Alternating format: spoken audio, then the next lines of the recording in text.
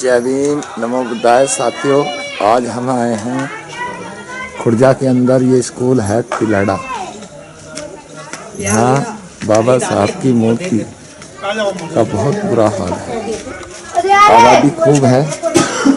और ये देखिए, आज मेरे साथ में हैं साथी वकील साहब हैं हमारे। सर जय भीम। कौन सा गांव है ये तिनहिया गांव है सर। अच्छा, कौन सा जिला, कौन सा शहर है? डिस्ट्रिक्ट बुलंदशहर है, खुर्जा शहर पड़ता है, डिस्ट्रिक्ट बुलंदशहर। कितनी आबादी है? आबादी तो यहाँ अपनी काफ़ी है, लेकिन वैसे मैं नहीं बता सकता जो है, लेकिन अपनी पावर वैसे काफ़ी है यहाँ जो। अच्छा जी, ये बाबा साहब की मूर्ति है और आज यहाँ बाबा साहब की विचारधारा फैलाने का प्रयास करा जाएगा, जिसमें हमारे वकील साहब का, नरेंद्र बोध जी का बहुत बहुत सहयोग है। ये स्कूल है यहाँ प्राइमरी। हालत देखेंगे तो बुरा हाल हो जाएगा। बहुत ज़्यादा। फिर भी देखते हैं क्या प्रयास कर सकते हैं आप सब लोग। हाँ जी, ये हालत है। देखिए, सभी के लिए जय भीम, नमो बुद्धाय। मेरा नाम टेकचंद है और गांव शाहपुर कला है मेरा। पेशे से वकील हूं और बुलंदशहर में प्रैक्टिस करता हूं। आज की जो चर्चा है वो बाबा साहब डॉक्टर भीमराव अंबेडकर के ऊपर है, जिन्होंने हमारे लिए सब कुछ त्याग कर दिया। और त्याग करते हुए उन्होंने ये ना देखा पीछे मुड़ के कि पीछे क्या था। अगर हम थोड़ा सा पीछे इतिहास में चलें तो बाबा साहब ने जब संविधान लिखा, उससे पहले देश बहुत गुलामी में जीता था। गुलामी में हमको बिल्कुल भी कोई चीज का अधिकार नहीं था। गुलामों के भी और गुलाम थे, हम तो शूद्रों में थे। शूद्रों से भी नीचे, बल्कि हाँ अछूतों में आते थे जो। जब बाबा साहब ने संविधान लिखा तो हमें सारे अधिकार दे दिए। शिक्षा का अधिकार दिया, धन संपत्ति रखने का अधिकार दे दिया, सारा कुछ दे दिया, जिसकी वजह से आज हम अपने बच्चों को पढ़ा लिखा रहे। हम बने वकील बन गए। अगर हम आज भी देवी देवताओं की अगरबत्ती उतारते तो हम वकील नहीं बन सकते थे। और अगर मैं कहूँ कि अगर बाबा साहब इस काम को करते तो हो सकता है हमें आज़ादी न मिलती। तो इन्होंने जो है हमारे संग में जितना अत्याचार करना था वो खूब किया, और बाबा साहब ने हमें आज़ादी दिला दी। अच्छा, बाबा साहब जो थे वो संविधान के निर्माता और हमारे महान नेता थे। बाबा साहब ने संविधान जो लिखा उसमें हमको सारे अधिकार देते हुए, उन्हीं की बदौलत है आज हम जो इस पोस्ट पे यहाँ आए हैं। अब इसलिए आए हैं कि हमारा समाज जो आज भी बहुत ज़्यादा सोया हुआ है, हमारा समाज आज भी सोया हुआ है। इसीलिए हम यहाँ इस गाँव में जो आए हैं। तुम्हारे हम पड़ोसी हैं, ज़्यादा दूर के नहीं भाई, सब लोग बाहर के। थोड़ी सी अगर हम पीछे की बात करें तो हम गुलामी में तो खैर जीते ही थे। जो हमको किसी चीज़ का अधिकार नहीं था। संविधान ने हमको सारे अधिकार दे दिए,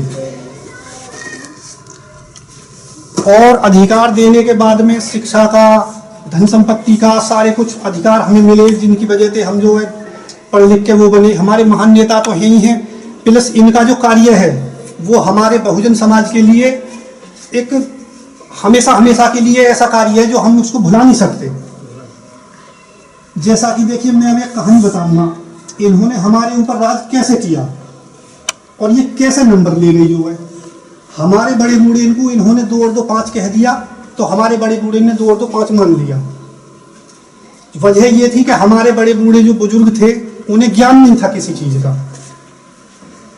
एक पंडित जी होते हैं और वो गंगा स्नान करने जाते हैं। गंगा स्नान करने के बाद जब वो आते हैं वापस, तो बीच में उन्हें मिलते हैं कोई ग्वाला, जो गाय भैंस, जो बकरी जो चराते हैं।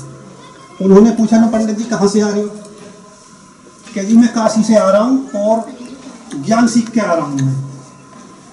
अब ग्वाला बोले कह जी ठीक है, तो हमारे सवाल का एक जवाब दे दो।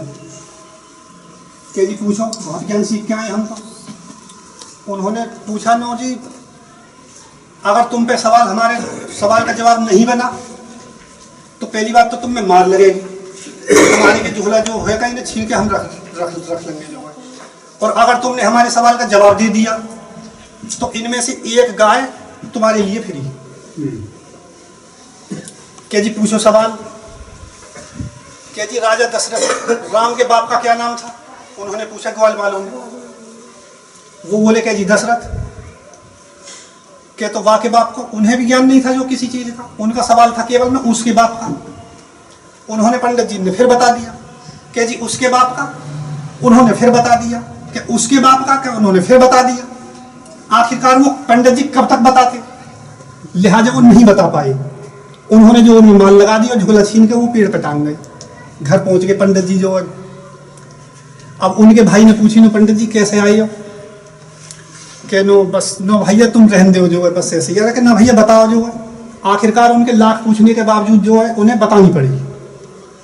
उन्होंने बताया ना भैया मैं ज्ञान सीख के आ रहा था काशी से, बीच में जो मुझे रास्ते में ग्वाल बाला मिले, उन्होंने मुझसे सवाल पूछा, मुंह पे जो बता दें, तो उन्होंने मुंह में माल लगा दी और जो है मेरा जो झोला छीन लियो। क्या जी तुमसे पूछी क्या आई? क्या जी उन्होंने नो पूछी। क्या जी राम को कहा बाप, राम के बाप को कहा ना उन्होंने। क्या मैंने बता दी मैं दशरथ के वाह के बाप को, फिर मैंने बता दी कि वाह के बाप को, फिर मैं भैया काले बताता। क्या तो कोई बात नहीं, तुम चिंता मत करो, बैठ जाओ तुम। अब अगले दिन जो वो भी जो है काशी जा चले गए। और वो लौट के आ रहे, वो ग्वाल वाला जो है फिर मिले रास्ते में। अब ग्वाल वालों ने जो उनसे फिर पूछा, क्या जी पंडित जी कहाँ से आ रहे हो? क्या जी मैं ज्ञान सीख के आ रहा हूँ। के तो हमारी एक सवाल का जवाब बताओ। के तो ठीक है पूछो। तो उनके सामने भी जो वही बात रखी, उनके सामने भी उन्होंने जो वही बात रखी कि तो तुम पे ना बताओ तो तुम्हें मार लगेगी और जो तुम्हारे लिए छीन लिए जाएंगे, और अगर तुमने सवाल का जवाब दे दिया तो इनमें से एक गाय तुम्हारी। क्या जी पूछो। अब ग्वाल वालों ने पूछा उनसे जो क्या जी राम के बाप को क्या नाम है? अब उन्होंने कहा कि दशरथ। अब उन्होंने फिर कहा कि जी उसके बाप का क्या नाम था? अब वो बोले नो 11 रथ। कि उसके बाप का 12 रथ, उसके बाप का 13 रथ, उसके बाप का 14 रथ, उसके बाप का 15 रथ। पंडित जी बहुत होशियार है जो है। अब रथन ने तुम कितनी कर लियो आगे? रथन ने तुम कितनी कर लियो आगे? इससे शिक्षा ये मिलती है कि जो हमारे बड़े बूढ़ों के सामने इन्होंने अगर 2 और 2 5 कह दिया तो हमारे बड़े बूढ़े ने 2 और 2 5 मान लिया। कैसे मान लिया? क्योंकि उनको ज्ञान नहीं था, शिक्षा का अधिकार नहीं था उन्हें। जो है जब से बाबा साहब ने संविधान बनाया, जब से हमें ज्ञान हुआ, पढ़ने लिखने का अधिकार मिल गया, जो आज हम इस पोस्ट पे जैसे भी जो भी हैं आज़ादी की जिंदगी जी रहे हैं, जो खेती बाड़ी कर रहे हैं, पहले हमें कोई अधिकार नहीं था, वो बाबा साहब डॉक्टर भीमराव अम्बेडकर की बदौलत है। तो इसी के साथ में अभी अब बात खत्म करता हूँ और भाई साहब जो है थोड़ा सा अपना वो करेंगे जो है। जय भीम साहब।